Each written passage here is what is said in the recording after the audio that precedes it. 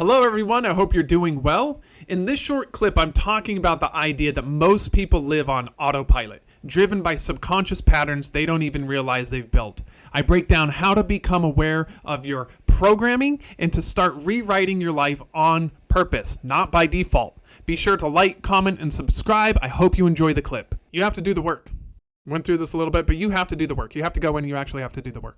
You have to do the little things every single day to get to the point where you can start to find freedom, where you can start to change your life into that person that you want to become. There's no real shortcut. It's just do the work and start to move through. That's it. Just keep doing the work. Show up every day and be consistent. That's really all you need to do. As you go through this process, I think what you're going to find is that you are both the problem and the solution. I mean, there's no one out there who's really going to come and save you. There's nobody out there who's going to be able to do this for you. This is an internal journey that you have to go through. It's an internal process that you go through. And there are people who can help you with that. There are people who can help guide you through some of these different things. But overall, you are going to be doing this on your own. There's only so much that somebody can tell you. There's only so much that somebody can do. You know, if you go in, I'm saying what I'm saying right now, I can only say so much. It's up to you to take whatever is being said, whatever you're reading, whatever you're working through. If you're doing meditation, your meditation teacher can only take you so far. You have to be the one who goes in and actually does the work. You have to be the one who's willing to get dirty and do whatever's necessary to change your life. If you look at any great athlete, nobody's out there forcing them to do the work to become a great athlete. They are subjecting themselves to whatever strenuous situations that they're going through in order to overcome themselves so that they can get to a place where they are a champion in whatever it is that they're doing. If you've never heard of Tim Grover, he has a couple of books that you should check out. One of them's called Winning. I don't remember what the other one's called, but he's talking about, he's a athletic trainer. He trained Jordan, he trained Kobe, and he's talking about what he put these guys through in order to help them get to be the best players in the NBA. And they were not forced to work with him. They sought him out because he was one of the toughest trainers. There was no BS. There's no, letting them rest or giving them a pass or anything like that. It was, I'm going to grind you down and we'll see what's left. And they both subjected themselves to it because they wanted to become better than they were. They wanted to become the best in the game. And in order to do that, they knew they had to get over themselves, their limiting beliefs, the things that were holding them back, the pain and weakness of their own bodies, of their own minds, pushing themselves to the limit. And that's why they're the greatest.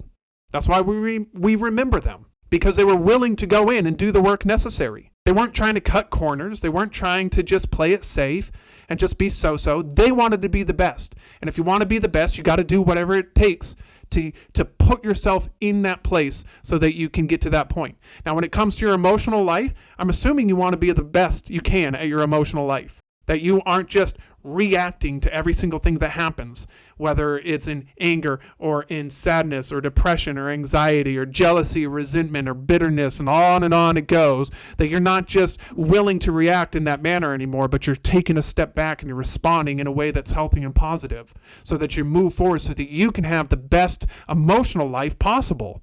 Because when you have the best emotional life possible, you're filled with peace, you're filled with joy. Life is awesome. Life is great. You don't have to worry about attaining or striving or getting to that next phase because you're wondering what these people are going to think about you. It doesn't matter anymore what they think about you. You're just living life, and it feels good, and you feel good about feeling good. It's a great place to be. And then as you do that, you want to continue to grow and develop, and you have these different ideas. It opens up creativity for you. You start, well, maybe what if I do that instead? I don't really like what I'm doing right now. Maybe if I try to do this other thing instead, maybe let's see where it goes. Let's see what happens. Why not? You start to take a little bit more risk. You start to do things that maybe you wouldn't have done before. And life starts to open up even more. So don't think that as you're going through this process, that it's all just negative and you're just going to be in this, dark phase of trying to overcome yourself. It doesn't have to be that way. You can start to let go of some of that and open up to the goodness of life. And as you go through that process, change in the midst of it. So I'll end with this quote here. I've mentioned this quote several times by Carl Jung. I love this quote. Until you make the unconscious conscious, it will direct your life and you will call it fate. Whatever's going on in your life right now, a lot of the issues that you're dealing with are unconscious processes. They're subconscious processes that are running in the background, kind of like what we talked about earlier. They're this programming that you have adopted for yourself, or that you've written for yourself, that you're living by. It's this code that you're living by that dictates how your life runs.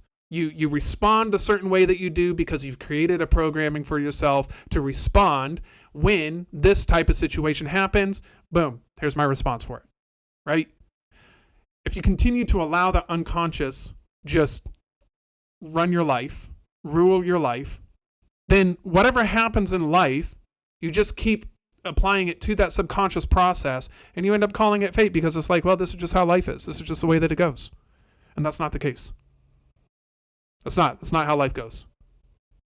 Life will go according to how you believe it will go. You can shape life for yourself if you want. But you have to get to that point where you start to work on it. You have to get to the point where you stop allowing this unconscious or subconscious process just to run everything for you. You become conscious of your unconscious thoughts. You become aware of your thoughts. Every single thought that you're thinking, you start to become aware of it. Every single feeling that you're feeling in your body, pulsating through your body. Sometimes you have the feeling in your body before you even have the thought. I felt this with depression before. I felt it with anger before. I felt it with anxiety before. You start to have the feeling of it. You start to feel, whatever is going on. And then the thought comes in like, oh, I feel anxious right now. Well, why? Why do you feel that way? Becoming aware of it. Not just allowing it to run on autopilot anymore. The more that you do that, the more that you can start to take control of those things, the more that you will be able to start directing your life. Stop calling it fate and start directing your life where you want it to go. Thank you for taking the time to watch or listen. If you enjoyed this clip, you can check out the next one in the series by selecting the video here on the left, or if you'd rather dive into the full episode, you can select the video here on the right. Lastly, don't forget to like this video, leave me a comment with your thoughts, and subscribe to my channel to be notified of future videos. I hope you have a great day. I can't wait to see you again in the next one.